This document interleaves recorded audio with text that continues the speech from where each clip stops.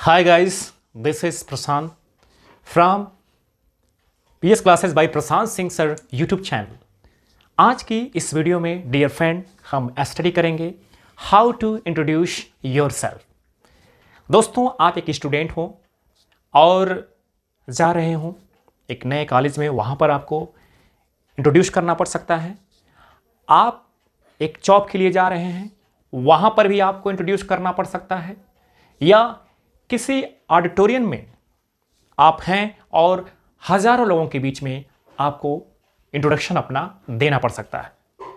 ऐसे में दोस्तों, आज की इस वीडियो में कुछ बेहतरीन स्टेप आपको बताए जाएंगे, जिसके थ्रू आज के बाद आपका जो इंट्रोडक्शन देने का तरीका होगा सबसे बेस्ट होगा और आपको आज के बाद इंट्रोडक्शन देने में कोई दिक्कत नहीं होगी।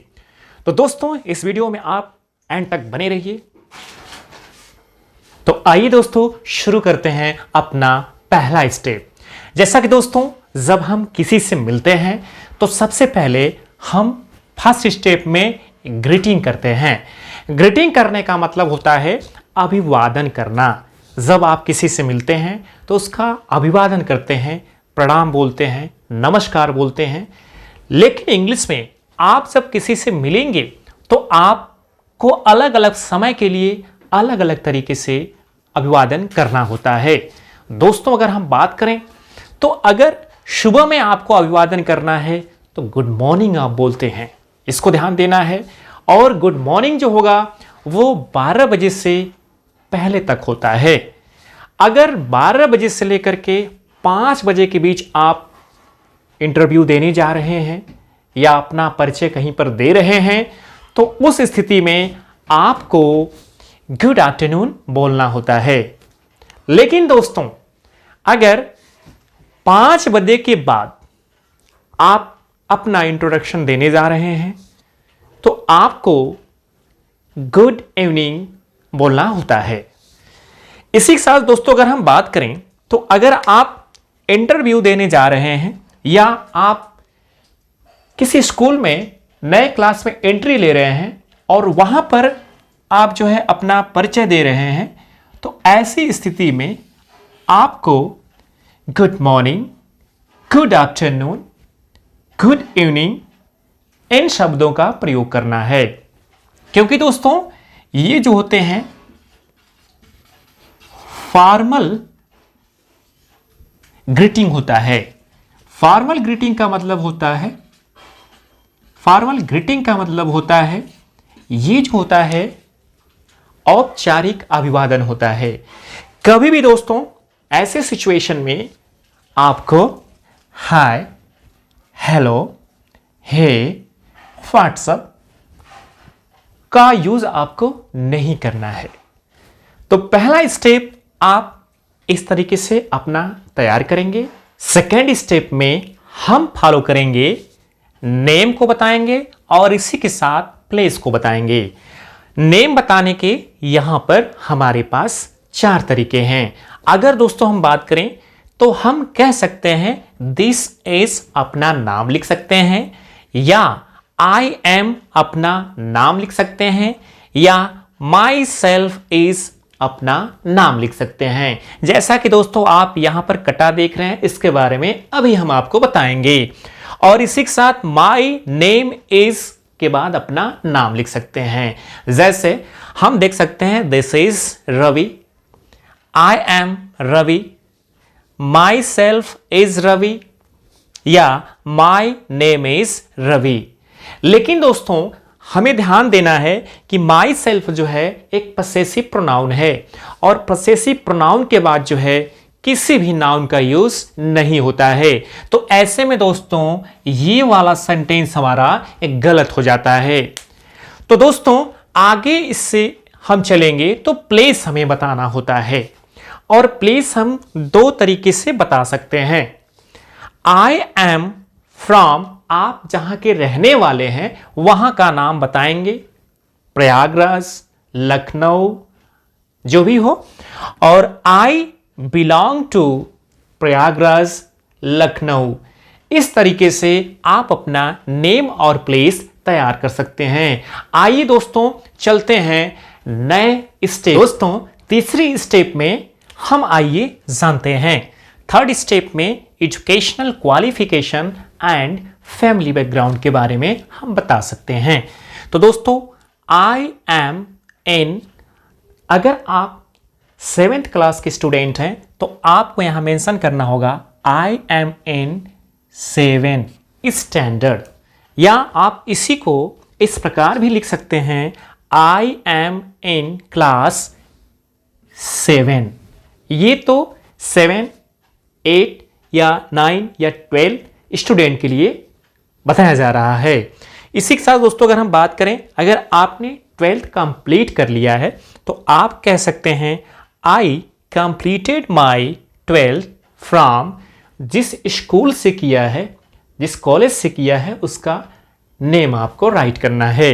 इसी के साथ दोस्तों अगर आपने ग्रेजुएशन कर रहे हैं तो आप कह सकते हैं I am doing graduation from Allahabad university, या I am doing graduation from Lucknow university.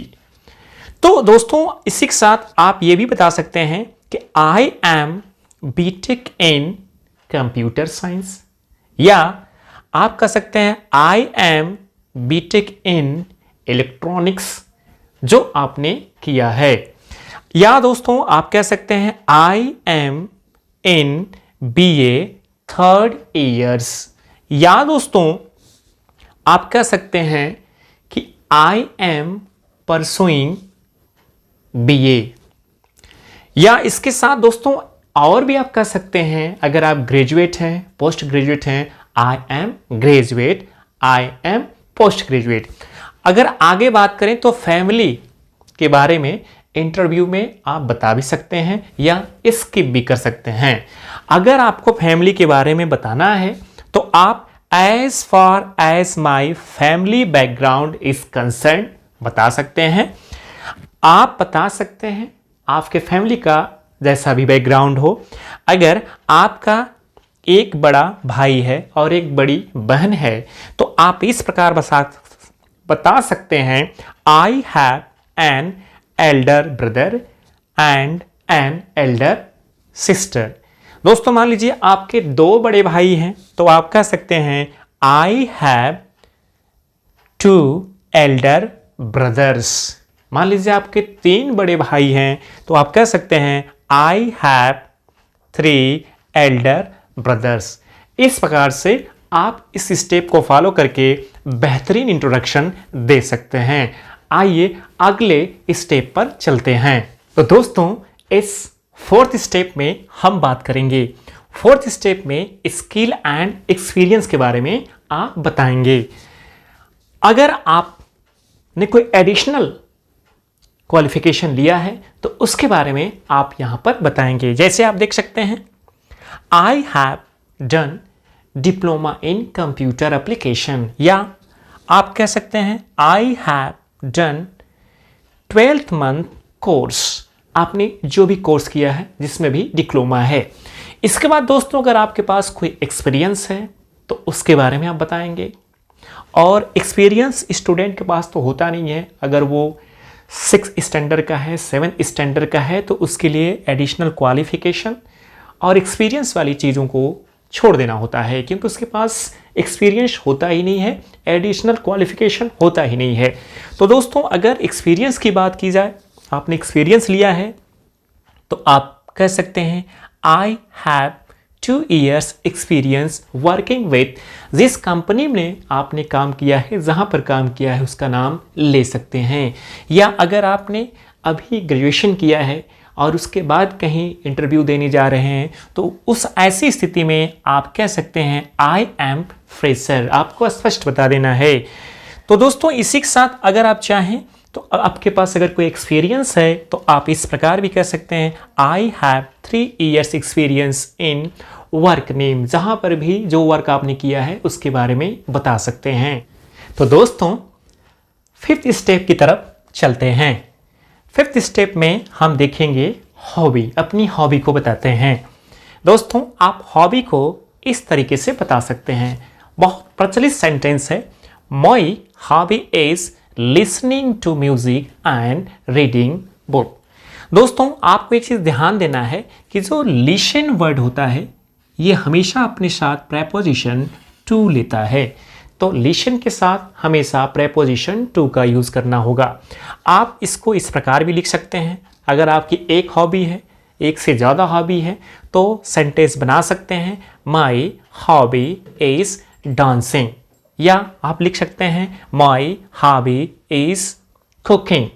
या डियर फ्रेंड, इसी सेंटेंस को हम इस तरीके से बोल सकते हैं कि I love listening to music and reading book. या आप इसी सेंटेंस को इस तरह भी बोल सकते हैं आई लव डांसिंग, या आप इसी को इस तरह बोल सकते हैं आई लव कुकिंग।